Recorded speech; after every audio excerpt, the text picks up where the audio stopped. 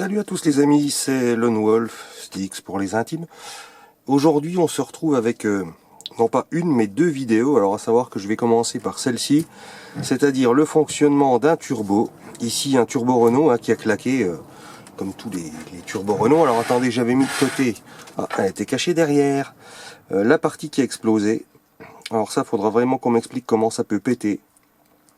Et surtout se retrouver dans l'état là, vous allez comprendre tout à l'heure pourquoi.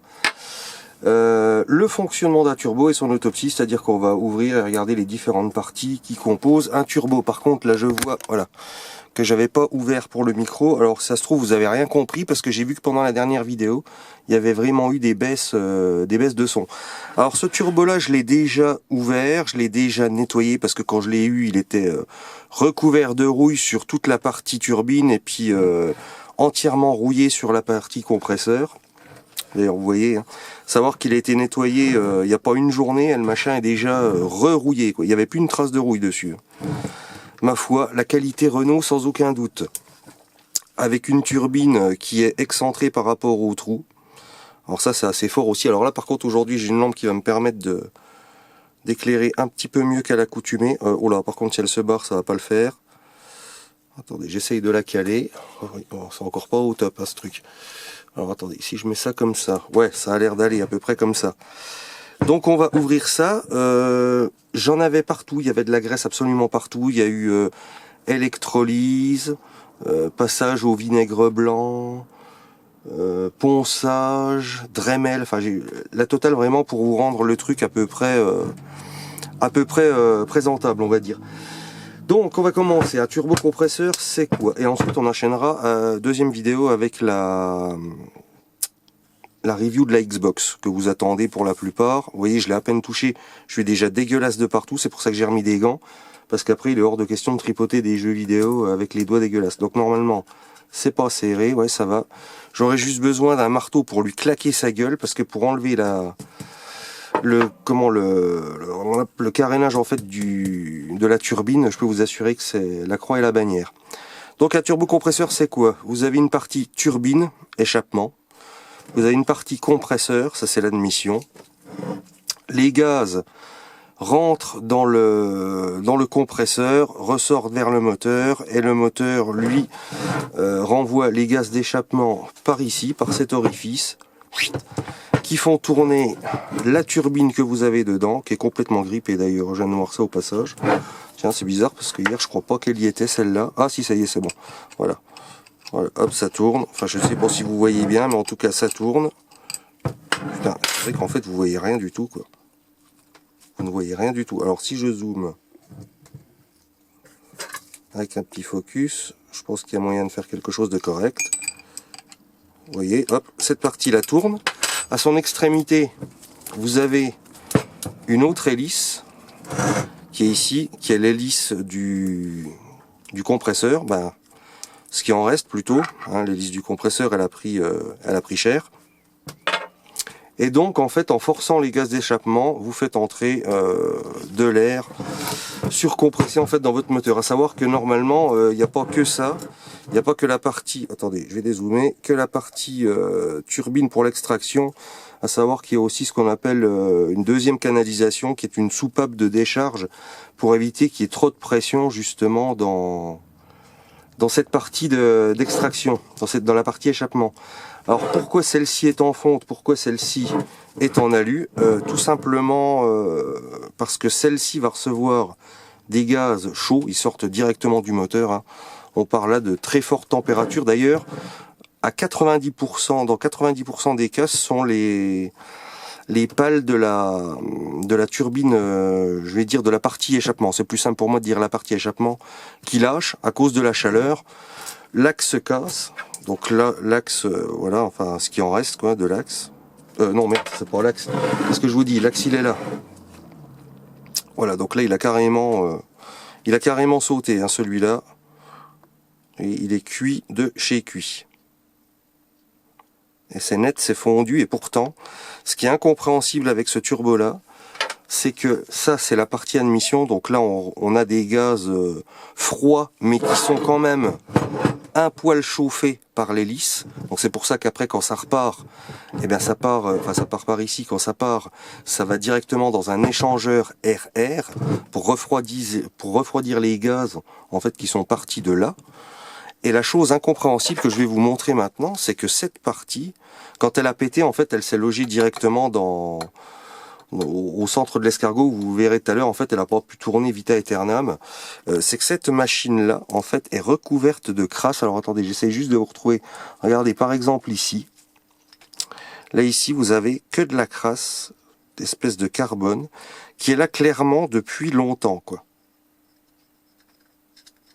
Et je comprends pas comment ce carbone s'est retrouvé en fait dans l'admission. C'est pas de l'huile, hein, c'est bien le genre de merde que l'on retrouve quelquefois sur les soupapes. Donc ça c'est la magie du turbo Renault. Hein. Ces hélices sont en titane, faut le savoir. Alors pour péter ça, je peux vous assurer que il faut vraiment que ça ait pété grave, quoi.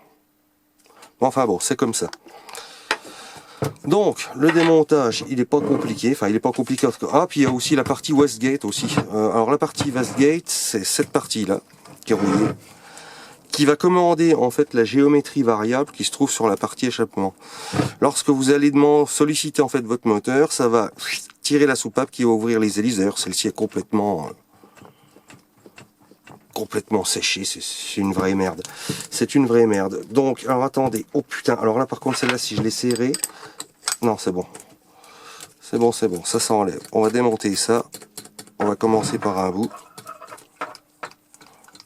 Sachant qu'après ce turbo, je le renverrai sur un site. Faut savoir que les turbos HS se revendent entre 30 et 150 euros. Celui-ci, bon, c'est un Renault. Alors, c'est pas un si petit Renault que ça. Je pense que il est de 2011. Vous avez la date, je ne sais plus où. Je l'ai vu quelque part hier. Bref, il est de 2011 le Coco. Vous voyez le logo Maudit ici. Enfin là, vous voyez rien. Je vous fais un petit focus sur le logo Maudit Renault. Voilà. Les turbos donc se revendent entre 30 et 150 euros. Celui-ci, c'est pas un petit Clio, ça c'est sûr. Il est un petit peu plus gros. Je verrais plus un DCI 150 ou 175 chevaux éventuellement. C'est fort possible, quoi. Donc à mon avis, il sera repris dans les 60, 70 euros, quelque chose comme ça, même HS. Hein. Parce que je vais vous expliquer en fait pourquoi il faut jamais jeter un turbo, même pour vous, si vous voulez refaire un turbo pour votre auto. C'est on ne peut plus simple. Franchement, je vous assure, c'est on ne peut plus simple. À savoir que ce que je vous dis là, et je peux vous assurer que c'est vrai, 90% des garagistes, 90% des garagistes à chaque fois vont vous changer complètement le turbo. Ils vont complètement vous le changer et pas seulement... Putain, merde, celle-là, elle est serrée. Alors là, ça va être la galère, par contre. Je m'étais fabriqué un outil hier, spécifiquement pour cette vis-là, en plus. Alors, attendez. Est-ce que j'en ai foutu? Non. Bon, écoutez, je n'ai plus mon outil spécial. Ah si, il est là, je le vois. Il est là-bas, voilà. Je m'étais fabriqué ça en fait, sachant que c'est douille, c'est la merde, parce qu'en fait, c'est ni du 6 ni du 7, c'est du 6,5. Donc moi, j'ai tambouriné comme un malade au marteau et ça bouge plus, donc je suis pas mécontent de mon invention. Voilà, juste pour ça, n'empêche. Donc on enlève les machins là. Oui, je disais, donc un garagiste, en fait, va systématiquement vous changer le turbo et se garder de côté ce turbo-là sur lequel il va juste racheter une partie qui s'appelle le CHRA, qui est la partie en fait tournante qui comporte les deux hélices qu'on va enlever juste après. C'est juste sidérant, quoi. L'arnaque de ces mécaniciens, mais tous, hein. Tous, je vous dis, il y a peut-être 10% de gens honnêtes qui vont se casser le cul à enlever le turbo et vous changez simplement la partie défaillante, peut-être pour 100-150 euros, alors que les trois quarts, bon, vous enlevez le turbo, la main d'œuvre et tout, ils vont vous facturer ça entre 6 et 800 balles, quoi. Si vous allez par exemple chez Naruto, enfin d'ailleurs déjà je sais même pas s'ils savent le faire parce qu'ils sont tellement incompétents là-dedans que jamais de la vie j'irai confier ma bagnole chez eux. Alors là vous voyez où a planté l'hélice. Vous voyez toute cette partie là, en fait l'hélice était quand je l'ai extraite, elle était genre comme ça. Donc elle avait vraiment pété net, quoi. Et ça ne pouvait plus, putain, elle avait recollé. Ça ne pouvait plus du tout bouger. Bon là j'ai renettoyé, hein, vous voyez le principe de l'escargot. On aspire, on souffle, voilà. Alors, cette partie d'admission est toujours appelée compresseur, parce qu'il compresse justement, il comprime justement l'air dans le moteur.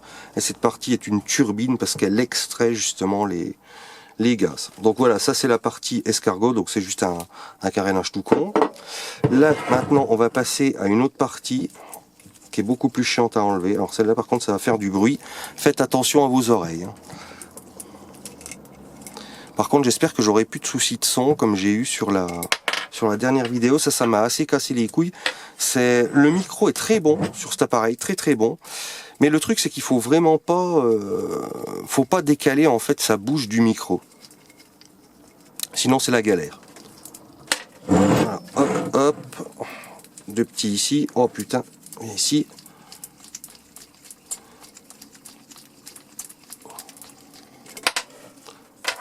Voilà, donc cette partie-là qui normalement s'enlève très facilement. Alors, vous prenez pas un marteau comme ça hein, quand vous voulez changer un turbo pour vous, je vous rassure tout de suite, vous prenez des maillets avec les bouts en plastique et vous tapez tout doucement. Mais celui-ci est tellement rouillé, tellement foutu, que vous êtes obligé de taper comme un bœuf si vous voulez le sortir. Voilà, parfait. Donc ici vous avez la partie... Alors attendez, ça c'était un joint qui était ici. Un joint torique, voilà, bien ici.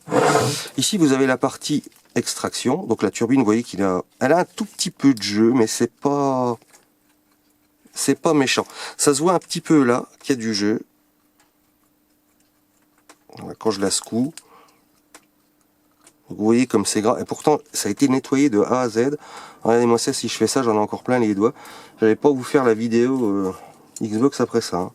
Donc ici vous avez la partie huile, à savoir que quand vous achetez un turbo neuf ou un CHRA neuf, donc normalement un SHRA comme on abrège, donc vous avez cette partie, donc c'est l'axe, normalement il est là-dedans, mais moi je l'ai enlevé. Ça c'est un pas de vis inversé, donc dans le sens des aiguilles d'une montre pour dévisser. Ça va dedans, comme ça. Alors je sais pas si je vais pouvoir le remettre. Oh putain non, il va pas jusqu'au bout. Rentre salopard. Attendez, faut que j'essaye de le... Avec un petit peu de chance. Quel talent. Voilà, ça vient comme ça. Un petit focus, merci. Hop. Donc toujours dans le sens inverse des aiguilles d'une montre, bordel de merde. Oh putain, le black il veut plus rentrer, j'ai tellement tapé dessus comme un bœuf, voilà. Voilà, enfin bref, c'est comme ça d'origine. Et cette partie-là, elle est comme ça. Attendez, là vous avez plus le focus. Si je mets l'autofocus, le problème c'est que c'est tellement long que ça sert à rien. Voilà. Ça c'est la partie que vous rachetez pour refaire vos turbos. Voilà, à savoir qu'il ne faut pas que ce soit la géométrie variable qui soit touchée. Hein. Géométrie variable, on va y venir juste après. Voilà, ça vaut 100, 120 euros. Même sur des sites chinois comme AliExpress, je pense que vous en avez et ils sont d'excellente qualité. Hein. Il n'y a pas besoin d'aller chez Garrett pour avoir des parties comme ça. De toute manière, je sais même pas s'ils le font. Et Garrett, ce sont des vrais enculés. Hein. Je les ai eus au téléphone. Je peux vous assurer que s'il y a un mec de chez Garrett qui écoute, vous avez vraiment le pire service ever du monde. J'ai jamais vu un service client pareil. Quoi.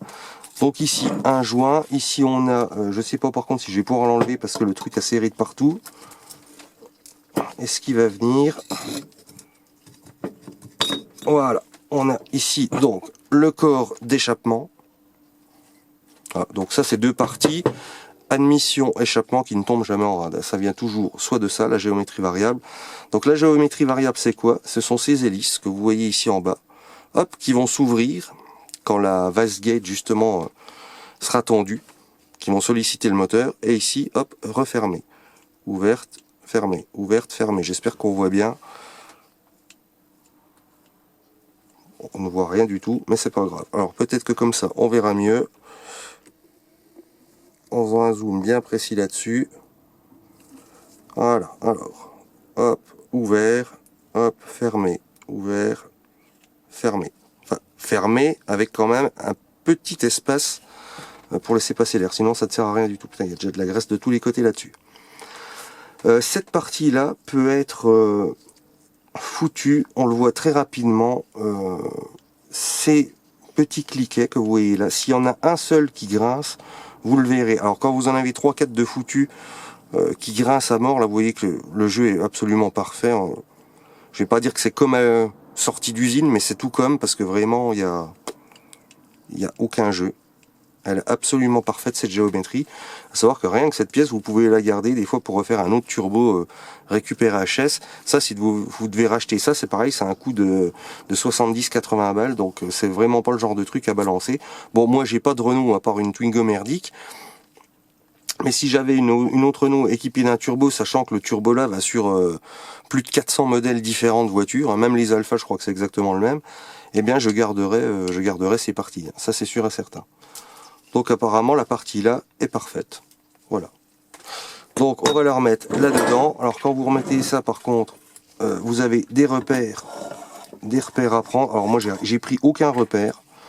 Repère mon cul sur l'infini. Alors attendez. Oh putain, quelle grosse merde à enlever. Elle a collé dans le fond. Alors ici vous avez un petit détrompeur qui se trouve ici, qui est tout petit. Petit détrompeur là, et cette partie là, il va falloir la mettre dans ce trou là. Ah ben, en plein dedans. Alors là, j'aurais pas pu faire mieux. Ici, pareil, un détrompeur pour le joint, qui est censé empêcher justement la chaleur d'arriver vers l'autre côté, mais visiblement ça n'a pas trop fonctionné. Ici, on replace, ça c'est pareil, il y a un détrompeur ici avec cette entretoise là. Enfin, c'est même pas une entretoise, c'est un petit truc, voilà, qui est prévu pour. Donc ça c'est remis. Par contre vous voyez que là, ce que je vous expliquais tout à l'heure, ça ne rentre même pas dedans. Vous avez vraiment vous êtes obligé en fait de tambouriner dessus, sinon ça ne rentre pas. Voilà. Ce qui est génial. Je crois que j'ai fait claquer l'ampoule. Ah merde. Bougez pas. Voilà. La lumière revient. On va dire que... Non, même pas, c'est même pas remis, parce que moi après, il faut que je refoute les vis. Allez hop, à la guerre comme à la guerre.